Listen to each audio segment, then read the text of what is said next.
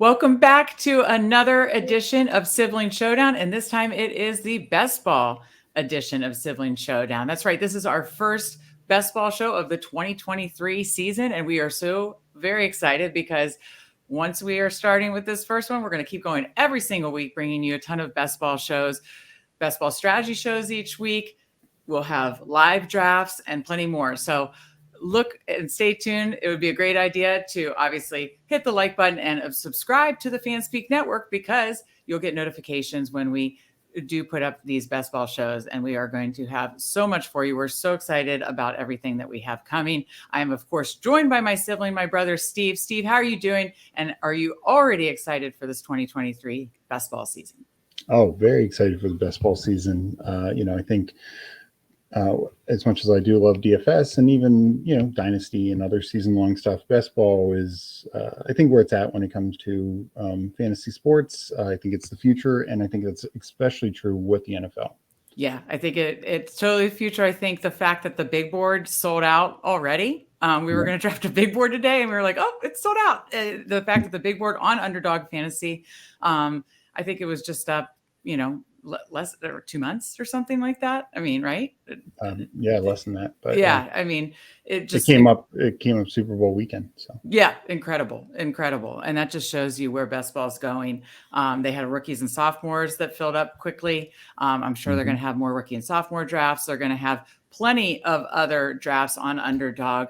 We are partnered with both Underdog and Drafters. So if you go to Underdog, use code Fanspeak. You get 100% deposit bonus. If you go to Drafters, you do the same thing. So it's 100% deposit bonus, up to $100 on Underdog Fantasy or Drafters. Both are wonderful sites, best ball sites for best ball. Underdog is, and Drafters have their differences. And we're going to go through that throughout our strategy shows this summer. We're going to cover so much, and we're so excited. So yeah, Steve and I mean, we did a show right after the season to kind of recap where we were. We both made the best ball finals in different contests. I was in the BBM3, had a sweat that did not quite get there and was very disappointed. Honestly, I'm quite honestly still disappointed. Still have PTSD from that Justin Jefferson, Kirk Cousins game against the Packers.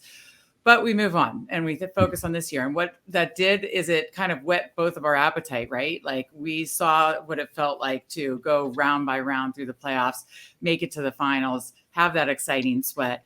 And we want that again. And so we are going to be heavily in the best ball streets. And that's why we're going to be heavily in best ball content. But yeah, so you've been fully have the best ball itch, right? I assume you're going even more drafts than last year, right, Steve?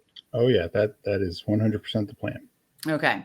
Well, today, this is, again, we will be doing a ton of live drafts this spring and summer, but we're going to be doing a ton of strategy shows too. And today, the strategy topic we want to talk about really is the landscape of NFL and offense in the NFL, because that, what that means is important to best ball. And, each year it evolves and changes. And, I think we need to talk about what it is in 2023 and what that's going to mean for best ball drafts and how we should prioritize things in best ball drafts. So, let's start with, of course, the quarterback and the position we want to always talk about first.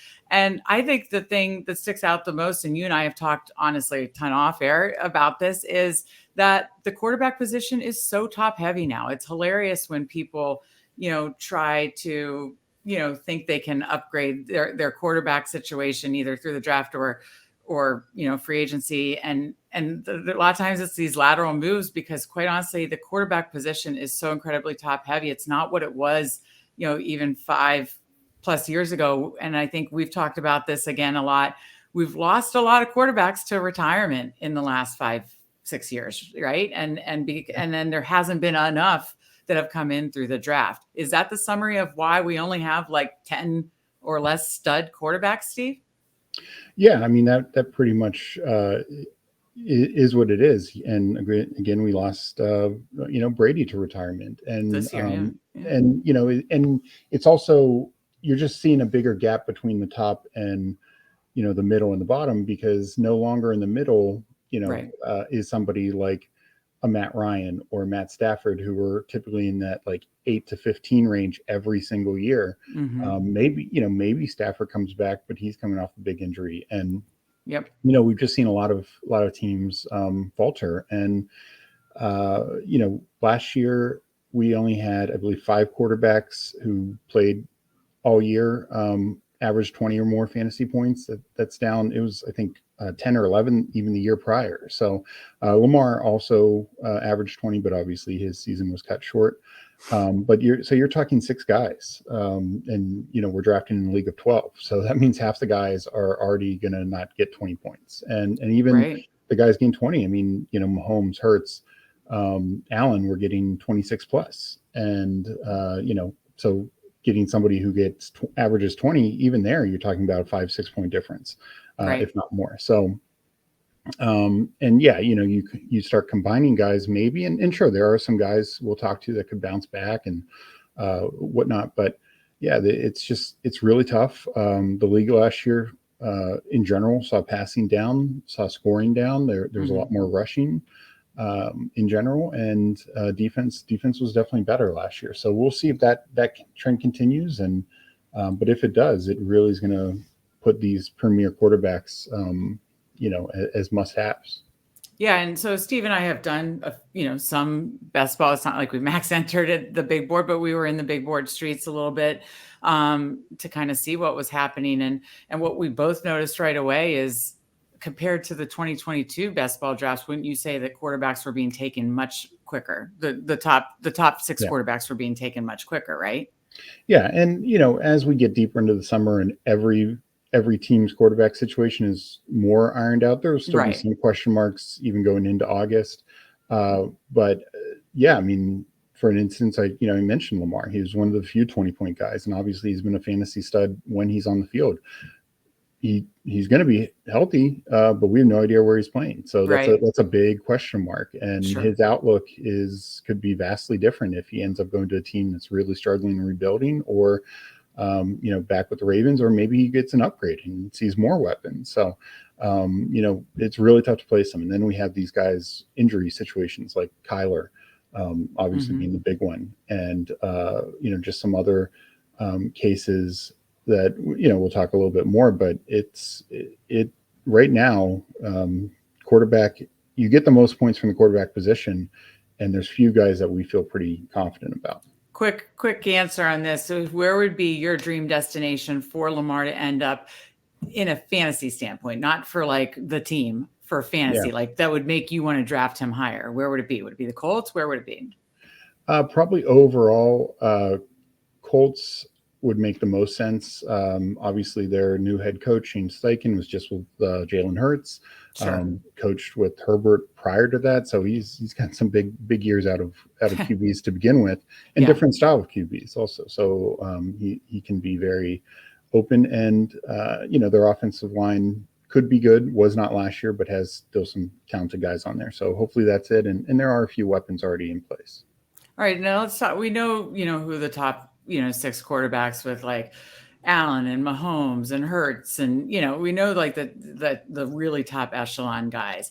And then, like you said, it starts to get kind of tail off from there. Are there any, I think obviously we think Trevor Lawrence we've seen that at the end of the season, is kind of going to step up probably into that top 12 conversation more than, he was last year. The Tua, big question mark on his health, but when he was healthy, he's right there. So there's guys like Trevor Lawrence, Tua, that I think you can make strong cases for. Justin Herbert to have a stronger year, with who's the OC from the Dallas, Kellen Moore, and bringing the receivers back. I think you can make a case for those guys to even, be where they were last year, or even improve further, which helps the quarterback outlook. What other quarterbacks do you see stepping up this year that could even, obviously we saw Justin Fields on the ground, now he has a weapon in DJ Moore, and maybe they add more. So like, is it a guy like Fields that even goes further? Is it like, what quarterbacks do you really see stepping up into the next level that you're willing to take a shot on if you can't get one of those like top 5? Yeah, I mean, Fields, he was 5th in fantasy scoring per game last year, but it was basically because of his rushing, and it was basically because of that 2-week stretch where he had 2 40-plus point games. And You know, he started the year really slow, ended the year pretty slow, and you know, missed a game in the middle. So no, I think Fields can definitely be in a good position, take the next step with how they add around him. You know, I think guys like Kirk Cousins, it's not the, you know, the sexy pick, but I he still is have consistently in that 18 to 19 point range. It doesn't take much. It's just one game where they allow him to throw an extra touchdown, you know, here and there, and he's suddenly averaging 20 plus points. So, you know, if you miss out on these top tier guys, and he doesn't get injured, you know, he's played pretty much outside the one COVID thing where he had a missed game due to COVID. He's played every game. So there's that. You know, I think there are some bounce back the cases. best ability is availability sometimes, you know. Yeah, I think Lawrence and Fields are the only like true young guys I feel really good about. Right. You know, Kenny Let me Pickett, bring up I think Kenny Pickett can step up some, but I don't think he's going to necessarily have this Trevor Lawrence type ascension. In part because I think Pittsburgh is just going to be happy to run the ball, especially if Najee is healthy. You know, he wasn't healthy at the start of the year, but you know, I think Pickett is a solid number two quarterback to target because he's going to have that role and has some big weapons. But yeah, no, it's a tough thing, and yeah, you know, then it turns into somebody like Deshaun Watson, Russell Wilson, those guys who were really, really down last year. And, you know, we've seen the upside. Yeah. Do you believe they're going to bounce back, basically? Yeah. You know, I'm a big fan of Sean Payton. So I think if anyone can get Russ back on track, it's somebody like Sean. We know the weapons are there. There's still some talk. They obviously could trade one of them, but they rebuilt their offensive line, which I think is huge for Russ. He never had that in Seattle.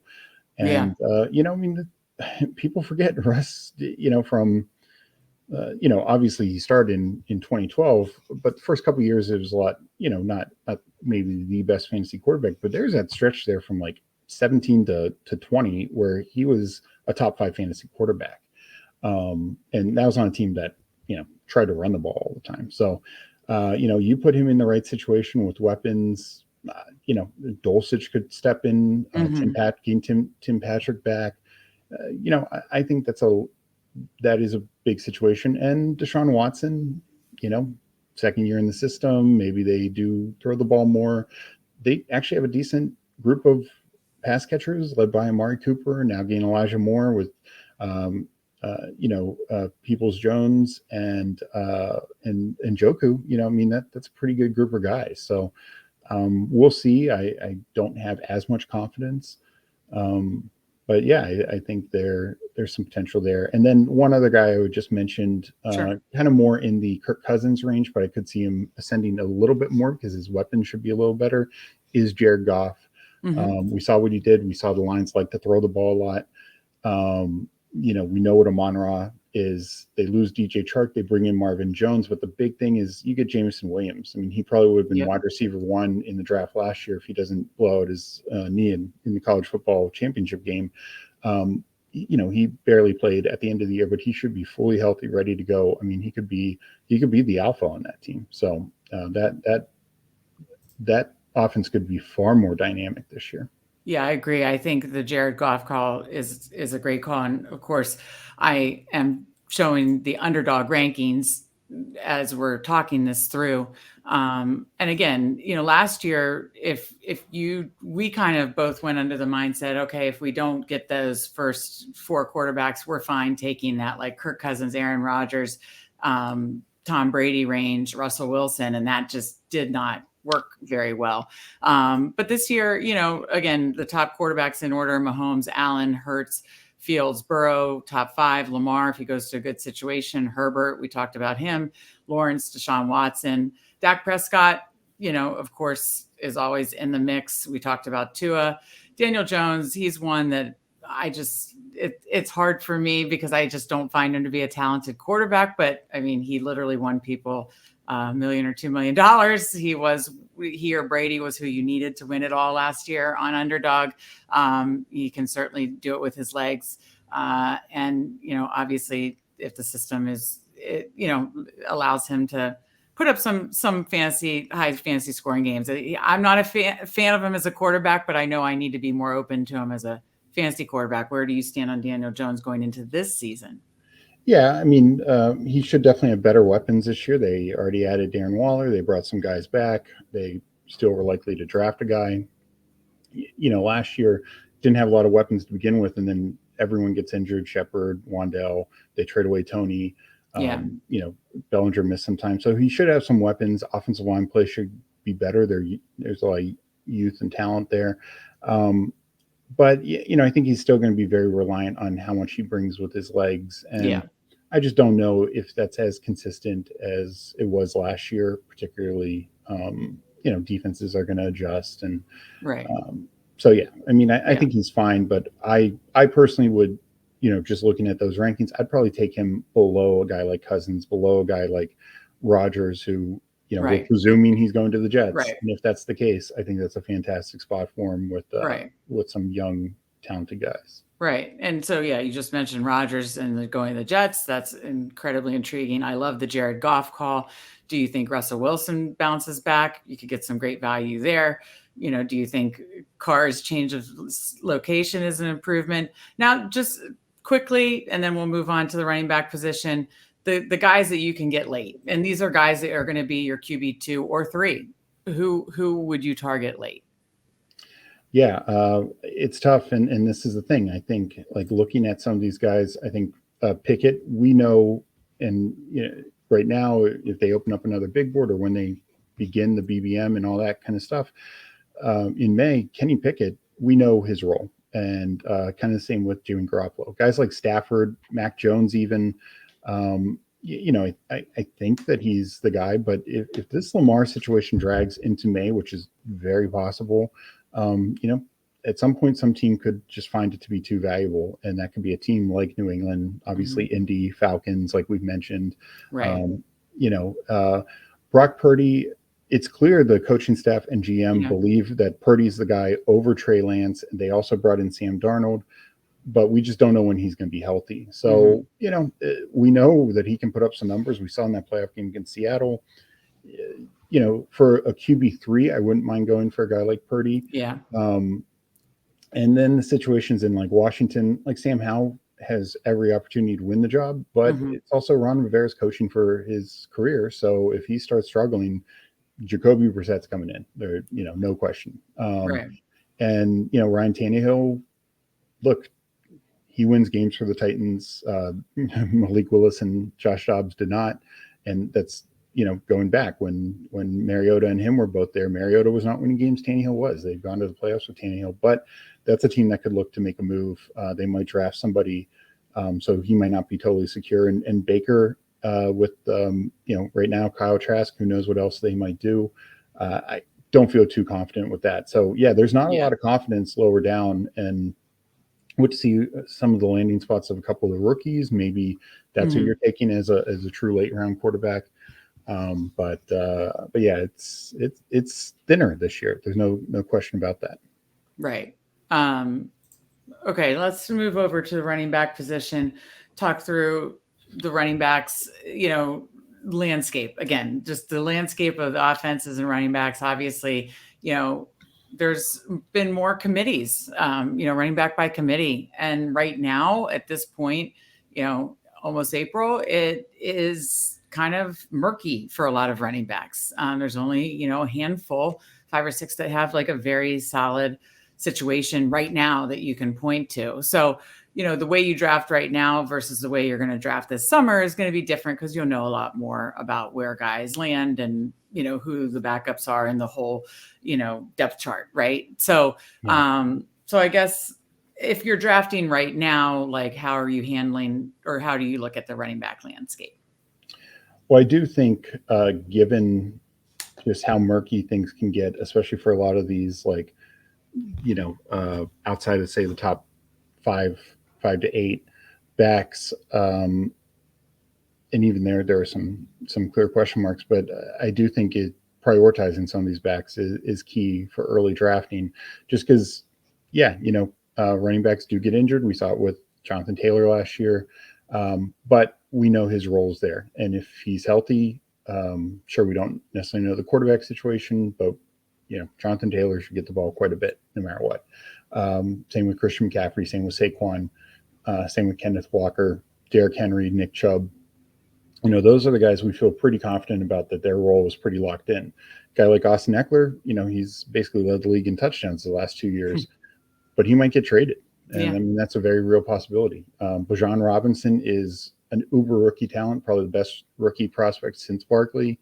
But we don't know where he gets drafted. Not only potentially whatever other potential competition there is, because, look at a situation like Kenneth Walker. For as great as a rookie year that he had, he did not start the year as the starter. Rashard Penny did. So he needed a Penny injury to take over that role. And then you look at and then he was incredible. Yeah. So if, there could be a situation where Bijan is sharing carries earlier than we like for how high he's being drafted. It's just my concern is he's typically going end of the first, early second. But there's no doubt he's a talent. Then the next guy I feel really confident about is Josh Jacobs. They franchised him. I think Jimmy Garoppolo there, Devontae, it should be a pretty good offense. They have Zamir White to be the backup, but I don't see Zamir White taking a major role. So, those are the guys I feel really confident about. And then you have some of these injury guys, Breece Hall coming off an injury, Tony Pollard coming off an injury. We don't know what level of competition they might have. We know some of the guys on the roster like Michael Carter, but Jets could add a mid-round pick. Cowboys definitely could, add to that mix. So we're going to have to see on those situations. So getting some of these early guys, I do prioritize them over receivers just because, if you're right on them, you just have far more information and then take your shots later with some of these other more murkier situations. So I like the kind of like hero running back strategy, like a not necessarily drafting two of them early, though you could obviously, but if you can get a shot at one of those guys, I would take them over a lot of top receivers, especially on underdog with the half point PPR. And hey, look, we saw a lot of receivers get injured last year also. I mean, Jamar Chase missed some time, obviously Cooper Kupp, some other guys who were highly touted that missed time or disappointed. So, it's not like receivers are guarantees compared to the backs. Yeah, I would say, I always, and we will do strategy shows on all the different types of strategies Steve mentioned here, RB. I sometimes lean, not that I do it in every draft, but a little more zero RB. And last year, my team that kind of got all the way there was a little bit in that, definitely the zero RB strategy overall. And the guys the running backs that got me there were Raheem Mostert and Jerick McKinnon, and just, taking guys, speculating on guys from just powerhouse offenses kind of was like my thought process and theory behind that. But I get what you're saying too, because there are so many running back by committees or murky situations that if you can get these guys up at the very top that have very, very solid roles and have just such high touchdown equity, especially on underdog where half point PPR, I think that is very, very key. Any final thoughts on the running back position before we go over to the receiver position? Yeah, I mean, just looking just a little further down the list, obviously it is dicey, I think, to draft any rookie and really count on them outside of Bijan. I mean, some of these other guys probably will end up as starters, but we just don't know where. We don't know what that means as a starter, like I said, with the whole Kenneth Walker situation. But I will say, I think we do need to keep in mind, like the Joe Mixon situation, there's a lot of talk he could end up getting cut, particularly if they draft a running back high. DeAndre Swift right now is going probably way higher than he should. Lions gave David Montgomery a decent amount of money, kind of chose him over Jamal Williams. He's a more complete back than Jamal Williams, and it would not be surprising me at all, not only from the touchdown role that we saw Jamal Williams have, but David Montgomery to start getting some of that passing role as he did with the Bears. So situations like that, I think there are a lot of concerns. Javonte Williams, big injury concern, probably not starting the year.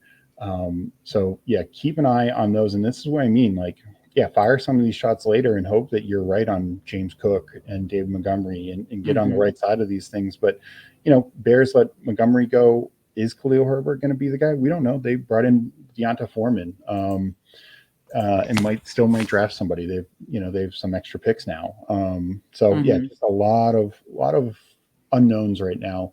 So I do think if you're drafting now, and hopefully if they do release another big board, you had a couple extra rounds, put those rounds into extra shots at running back position, because right now a lot of these spots are anyone's guess. Yeah. Was there any, like, if you were doing more of a zero RB, or if you went like just got one top RB and kind of then took other positions and didn't go back to the running back position till later, is there any really late round? Who do you think could be like the most Staren or McKinnon this year? Well, I will say, in terms of like a zero running back thing, in these situations could get messed up a little bit, but I do like J.K. Dobbins right now. His ADP was 70. I don't think they would bring in any more competition. And, Right. Dobbins still had some good games even after Lamar. Oh, was absolutely. gone, and that was him coming off an injury. He's extremely talented. If he didn't get injured 2 years ago, he could have been Jonathan Taylor. Yeah. And then Isaiah Pacheco. Maybe they bring back a McKinnon or some guy like that, but I think Pacheco is going to have that role and get the touchdowns and stuff like that. In terms of a true later round guy, I'm scrolling down here. It'd probably be I will mention in the middle, James Conner, Rashard Penny. Penny, obviously you need him to stay healthy, but he could take that Miles Sanders role. They still have Gainwell. They brought back Boston Scott, but that's what they could do. Excuse me. Brian Robinson for Washington. They could still draft a running back. That's definitely in the realm of possibility. But McKissick's gone. Gibson's still there. But I think they generally liked what they saw in Robinson. Sure. Yes, there's a chance they could still upgrade it, but I think at 115, I would take him, above guys like Tyler Algier and James Cook, who are going 20, 30 picks higher. So those are guys. And then a true late round look. Yeah, I'd go back to Raheem Mostert. Yeah, he's right there, 151. Yeah. They might bring in somebody else. And like you see, there's a lot of guys. If you look down this list, I mean, we don't know where Ezekiel Elliott's going to end up being. Leonard Fournette, Kareem Hunt. I mean, these guys could take in a serious role wherever they end up going. So, and some of these rookies. So I think some of these rookies will end up either pushing down some of these other guys, or they end up being these late round targets. Okay. Now let's talk about the receiver position, and let's kind of break it up into a couple of pieces, because the receiver position is, it has so much depth to it. And honestly, no matter, and we will go over this, like your roster construction of how many you're taking at each position, ultimately you usually take the most receivers. So this is a big one to talk about. And it starts with the alphas, the alphas and the receivers that are on these great, playoff caliber, Super Bowl caliber teams are the ones, of course, that we're going to gravitate to first. And those receivers are obviously, Justin Jefferson, Jamar Chase, the receivers on the Bills, the receivers on the Dolphins, there's just those stud receivers that are the obvious, first round picks, second round picks. I don't know if you have anything to add on them, because then there are kind of so many tiers of receivers below that. But any thoughts on the receiver position as I pull that up? Yeah. Or the alphas, excuse me, as I pull that up. Yeah. What I would say is, I do think from the alphas, Cooper Kupp is the one that I have just a little concern with, given the uncertainty of Matt Stafford. They even lost Baker Mayfield, so who knows what their backup quarterback situation would end up being. I think he's still fine, but is he going to be worth a top 5, even top 10 pick? I think that's a question mark. And then the Tampa receivers, that's the big one. With Evans and Godwin. Evan, you talk about people who won people money. Well, they're farther down. I'm talking about. Yeah. But I'm just talking about Evans was a guy who last year was going. Right. Yeah, he was what, early second round last year? Second, early third, late second, Yeah. early third. So Yeah. he's definitely taken and people know. I mean, obviously Brady's gone, so people know. But I mean, he's the guy who won everyone money last year with the monster Right. game. So Right. yeah, I mean, those are the guys that I have some concern with.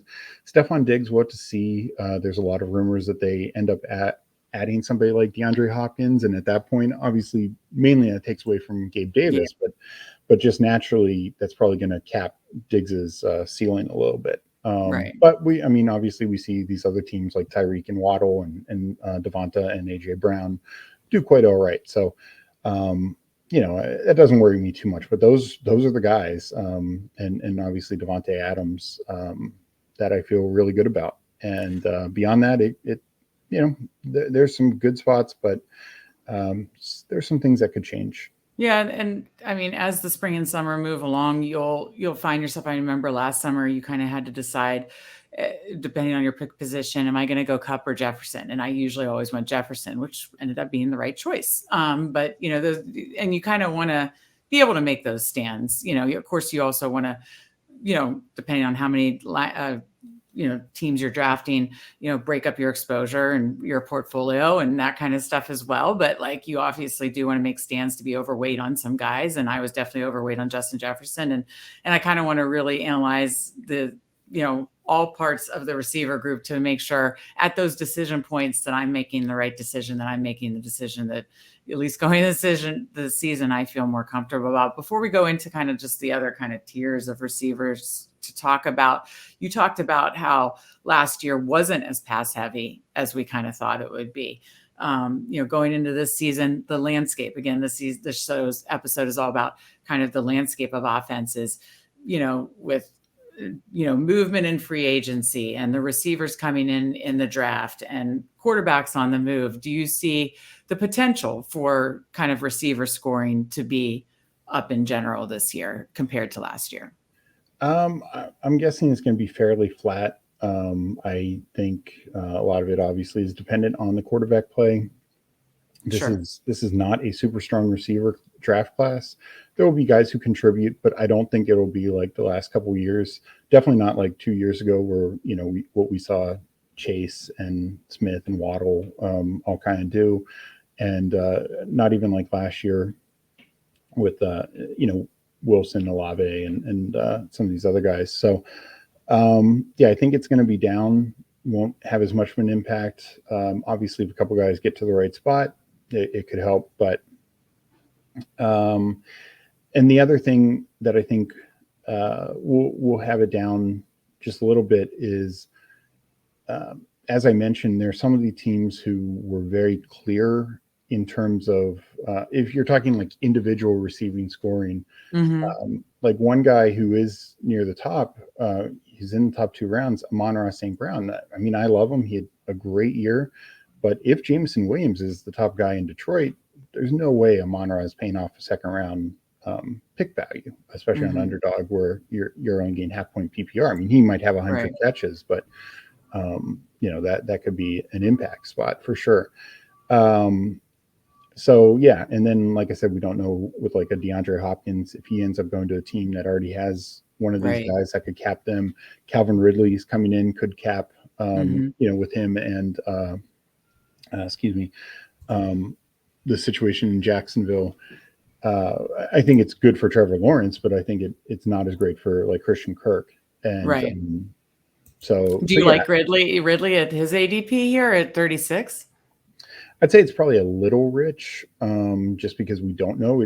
Kirk could still be the number one, but it could just be one of those situations where it's a one in, they're a good 1-2 punch, but they're both getting like 70 catches, 1,100 yards, 7 touchdowns, and they're good, but probably not worth top 3 round picks. You know what I mean?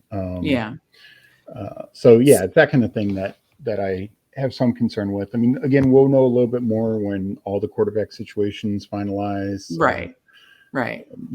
So to wrap up the alphas, I assume your favorite alphas are similar to last year: Jefferson, Chase, Hill, AJ Brown at the very, very top. Yeah. I wouldn't be too surprised if we see Garrett Wilson if the Rodgers Yeah, trade he's gets right. done. He's next. Yeah, I wouldn't be surprised if he ends up as a top 5 receiver. So, Well, yeah, with Rodgers, if that's yeah, goes through, I totally agree. Well, let's talk about guys like Garrett Wilson. Let's talk about guys who's these young receivers whose situations are improving, and Garrett Wilson is kind of the poster, the top of the list for that. But who else do you really like that you might want to speculate on now because their ADP could potentially get steamed up throughout the summer? Who else would you maybe speculate on now, trying to grab now or in the spring that you like their situations? Yeah. So I mean, Chris Olave's already seen his ADP jump, but I think it's fair. I mean, he was really good last year, and I think Carr is definitely an upgrade over Winston Dalton. Mm-hmm. I actually like Drake London. He didn't have the touchdowns because they didn't throw touchdowns, and maybe Desmond Ridder won't. Obviously, still a chance that like Lamar ends up there or something like that. But he's second year receiver, really talented, had a lot of targets, catches, yards, just didn't get in the end zone. As we've seen before, when that starts to change, your fantasy points go up. So I think that's a good spot in terms of young guys. The rookies, like I said, a lot is going to depend on where they end up going. George Pickens, I think he and Pickett will grow, and I think he will be the Steelers' number 1 receiver, no doubt. You're getting him all the way at 66. I think that's great to speculate on right now. But the guy, I think, Kadarius Toney. Juju left. The Chiefs' wide receiver group is weaker than it was last year. I mean, Kelsey is still the top option on that team, but Toney, we saw him using the Super Bowl and the playoffs some. Like, I just think with a full off season with Mahomes, if he can stay healthy, if he can, work at it, there's a lot of potential there. So just it's sky high upside compared to, like he's right in the same area of guys like George Pickens and Treylon Burks. And sure, Pickens and Burks have some upside potential, but if Toney becomes, 80% of Tyreek Hill, like he should be going in the top 3 rounds, Yeah. So. I think another one to mention, if you want to speculate that Lamar were to go to the Colts, like the Colts are a very risky situation right now. But if Lamar goes to the Colts, someone like Michael Pittman at his current ADP is pretty attractive, wouldn't you say?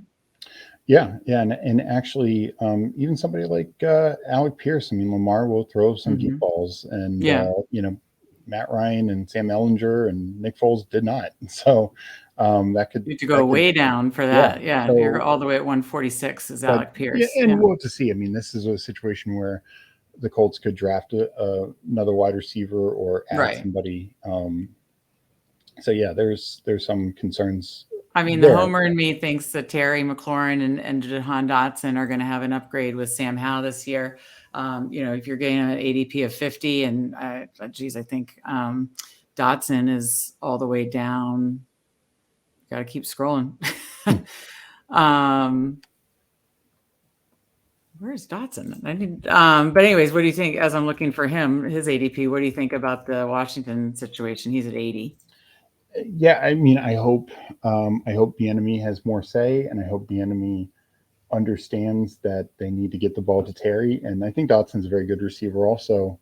But Terry McLaurin, if he was on one of these teams with one of these top quarterbacks, he'd be a first round pick. Right. Absolutely. So yeah, it's the question is, do they get the ball to him enough? Do they throw enough? And yeah, I think a lot of that will be dependent on if Howe is playing well, because if he's not, Ron Rivera is going to put in Jacoby Brissett to just hand the ball off and try and win games 20-17 like they did these last couple of years. Yeah. And you're just not going to get a lot of big fantasy days, unfortunately, in that situation. Well, let's hope Bieniemy has a say and gets it, because those are 2 very talented receivers. And then you have Curtis Samuel as well. Alan Lazard at 127, ADP 121, with Rodgers hopefully going to the Jets. Got to like that, right? Yeah, I think obviously they traded Elijah Moore. They probably will cut Corey Davis. The question is, there are the rumors that they could be in on Odell, so Gotcha. that would impact that. But Lazard will play. Lazard's going to play. People Oh yeah, knock him. He was banged up a lot last year, but Aaron Rodgers, every time he talks about him, absolutely loves the guy. that's his guy. Yeah. He blocks, he does everything. So he will play, he will get targeted. And if he is the true number 2 on that team, he'll get targeted a lot because Garrett Wilson's going to get all the attention. Yeah, you kind of talked about the guys that you have concerns about. You talked about the Tampa Bay receivers. You talked about Kupp if Stafford doesn't come back to full health. Quickly talk about like Marquise Brown, Green Bay receivers, Colts if they don't get Lamar. I mean, are those just total stayaways for you?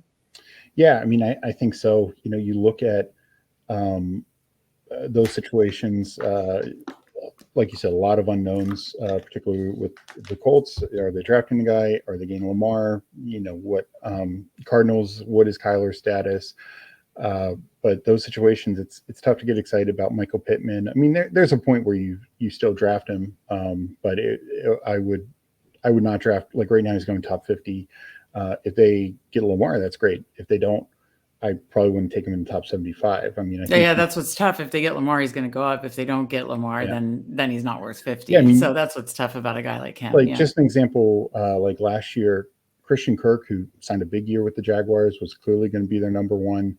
I mean, he was typically going in the 75 to 90 range, sometimes even a little lower to start. Yeah, you were very high on him. And then he started to get buzzed up. And you just knew, I mean, this is a 1,000-yard receiver, young, talented quarterback in Trevor Lawrence, a functional offense, hopefully in Doug Peterson. Yeah, there could be potential there. But what we're talking about is a different situation. We have no idea these quarterback spots. And, just look at, say, DJ Moore, who did end up getting steamed up once the Baker trade was made. But, I mean, yes, he had a big final week of the year, but, he just was not effective for his ADP. Guys like that, it's just tough if you don't have good quarterback play. Brandon Cooks last year, you're just not gonna produce. Everyone said Brandon Cooks is gonna get 1 million targets, and he had some games with a lot of targets, but it just, when your quarterback play is that bad, it's just not. Now Brandon Cooks isn't an improved. So he's in absolutely much better spot in Dallas for sure. But yeah, these bad quarterback situations. Eventually, if the receiver is low enough, 75 plus, it still might be worthwhile, but I would not take those types of guys in the top 70 picks. Yeah, no, that makes sense. Let's go wrap up the show and talk about the tight end position, of course. And we talked about the quarterback position being top heavy. This is uber top heavy. This is Kelsey and everybody else, basically. And, I think people last season wanted to make, Mark Andrews and, kind of Kyle Pitts and Waller kind of that, and Kittle, that kind of 1B, C, D kind of thing. And it wasn't close. I mean, Kelsey just dusted the competition. So, I mean, I know you were super bullish on Kelsey last year. It paid off. It was the right call. I mean, he wasn't the tight end that necessarily won you, in the very end. On somewhere like drafters, he would have been like in cumulative scoring, but I know he didn't finish the season like as strong, but I mean, he was the one that got you there. He was the one that got you. So if you drafted like a Kelsey and another tight end, you were sitting that did well in the best ball playoffs. You were sitting so pretty because Kelsey was the guy last year. Is that going to be your strategy this year with tight end being so top heavy? Oh yeah. I mean, there's no question. And this is the thing we talked about. Kansas City. Yeah, they have Tony, but honestly, their wide receiver room could be weaker this year with no Juju. They obviously still could draft somebody, but sure. Kelsey averaged 15.9 half-point PPR points last year.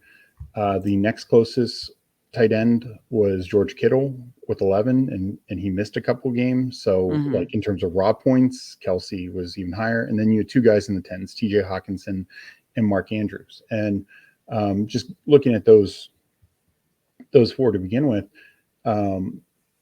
Mark Andrews, if Lamar doesn't come back, is in a far worse spot. Oh yeah, that's trouble. Yeah, his best games, are going to be with Lamar, obviously. And then George Kittle, I mean, him and Purdy had a good connection. But what if Purdy's not ready to start the year, and you get a month of weaker quarterback play, whether it's Darnold, Trey Lance, whatever the case may be, or maybe Purdy takes a while. I think To ramp Kittle's, back up, right? yeah, I think Kittle's fine, but I just don't feel as Well, Travis Kelce just is dusting the field. Like yeah, he had over 100 more fantasy points than Mark Andrews last year. right. And That's Andrews missed one game, and that's would have been slightly closer, but he had right. 100 more fantasy points. No, he totally left the field. He totally dominated the position. I mean, again, this is uber top heavy. And then there was that next kind of tier. But so how would you handle, say you get a pick and Kelsey's gone? You're going to be high and bullish on Kelsey this season, and I probably will too. But say, based on your pick position, Kelsey is not available. What is going to be your tight end strategy? Is it going to be draft, more like 3 tight ends and go in that just like further mid-tier to later tier and maybe even take a shot on some rookies? Like, what is going to be your strategy if you miss out on Kelsey? Yeah, so that is the interesting thing here. This is probably the most talented tight end rookie class in years, definitely since the year where Njoku, Evan Ingram, and OJ Howard were first rounders, and then Jared Everett was like third round that year. I think it was 2018, and this is definitely the most talented group. Since then, maybe even better than them.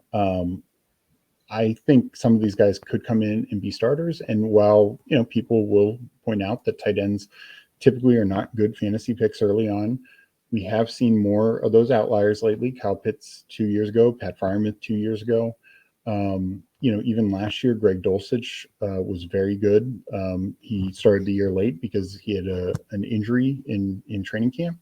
And so he started the year late. But once he did, even as bad as that Broncos offense was, you saw the upside that Dulcich had. Yeah.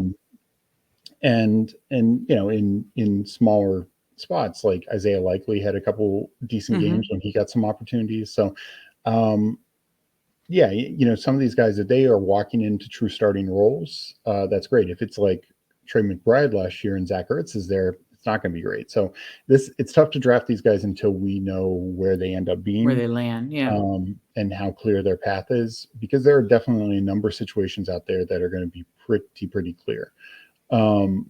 So what I will say, if I'm not getting Kelsey, I'm not. I do like TJ Hawkinson. His ADP is okay. So I would consider it depending on what else is on the board there. I was going to say the ADPs do kind of match like what happened last year, because these guys were going much higher, second, third round last year, some of these guys, and now they're in the 40s, 50s, 60s, Andrews through like Waller. So, you're getting Waller's all the way at 81. So, you're getting a much different ADP from these guys for sure. Yeah. The guys I'd really point to I was going to say are Evan Ingram, current ADP 86. I think Pat Freiermuth 110. He didn't have the touchdowns, but he had a rookie quarterback, and hopefully that improves. Yep. And then I kind of like, even though we don't know the quarterback yet, I do like Dalton Schultz. I think he gets overlooked for sure. So I think Dalton Schultz is a good play at his ADP. Oh, he could have won me $2 million last year. I had to tell this story. I mean, Dalton Schultz, I had Dalton Schultz on my BBM3 team. I had loaded up Dallas. They played the Thursday night game of the BBM3 finals week, and Dalton Schultz had 2 touchdowns, and my account stood at $1 million at the end of the Thursday night game. I know I've been playing daily fantasy and now basketball for long enough to know that you have to wait till all the games finish. But seeing that start, I was so excited. So I thought Dalton Schultz was going to be my hero. And he was to start. And it just didn't. The rest of the guys didn't hold up. But Dalton Schultz, I might have to go back to him for that reason. He was definitely the BBM3 final hero, that 2 touchdowns. So yeah, it'll be interesting. I mean, let's be honest though, rookie quarterbacks do tend to lean on tight ends. So yeah. And with them training with Brandon Cooks, I mean, again, we don't know. I'm sure they'll add some receiver talent. But there are other receivers like Nico Collins and stuff like that. Or, it's not like they have a true alpha there. So Schultz could very much get peppered. But the other one that I'd mention who I really love his spot right now is Dulcich. I mean, 142 essentially ADP, tight end 15. like I said, he had a good year when the Broncos offense was terrible in part of a year. Now Sean Payton's there. Hopefully that offense is better. Second year tight ends typically do better to begin with. Sure. So yeah, I like that situation a lot. And Sean Payton has had some success with tight ends in the past. So to wrap it up, any late guys, if you're going 3 tight ends, or if you're going Kelsey and, a late guy, something like that, any late guys? I know you like Michael Mayer, the rookie. Again, you want to see where he lands, but who are your kind of late round targets? Yeah. So if the situations are good, rookies, Michael Mayer, Dalton Kincaid, Darnell Washington, all really, really good spots. Guys like Sam Laporta and Luke Musgrave could be as well, depending on where they land, but probably a true late round guy. Again, we'll see what they end up doing at tight end, but I I like a couple guys. Kate Otten, they cut Cameron Brate, so he should pretty clearly have that role. And all the way down there, you can get him. Yeah, really, yeah. And I know he didn't really do anything last year, but right now he's the best they got. Is Austin Hooper for Vegas? They trade Darren Waller. Monroe is sitting out this year due to medical. Yeah. So right now, but again, I would not be surprised if one of the rookie tight ends I mentioned end up there. So, right. But we just know that Josh McDaniels has targeted tight ends and that kind of stuff. Sure. No, I think that's a good recap. I mean, it's Kelsey and everybody else. And I think, if you get Kelsey, you could probably just do Kelsey and one other guy. If not, you maybe could do like a tight end by committee situation, maybe go for more like 3 mid to late round guys. And that's the whole point of talking about this landscape. Any final thoughts of just offenses and landscape and how that's going to affect your drafts? And again, we're going to be talking through it each week here, but any final thoughts on the landscape of offenses right now and what we need to consider? Yeah, I do think we need to consider the just the way the NFL was last year, and I think it might get a little better this year in terms of passing, but I don't expect a major jump. So I think you need to target those key offenses, the ones we talked about, obviously Kansas City, Miami, Cincinnati, et cetera, Eagles, and try and get multiple pieces from there when you can, and then. Running backs, get the guys who have the clearest path to bigger roles. And even if right now it's a little murky, take some shots at those guys, because if you guess right, guys like you said, Mostert, McKinnon, Jamal Williams last year, those are the heroes last year because you got them late and they ended up being, big time RBs for their team. So, but I do think you need to find a balance, because there are going to be, some healthy running backs who just obviously dominate, especially if the league is more run heavy this year.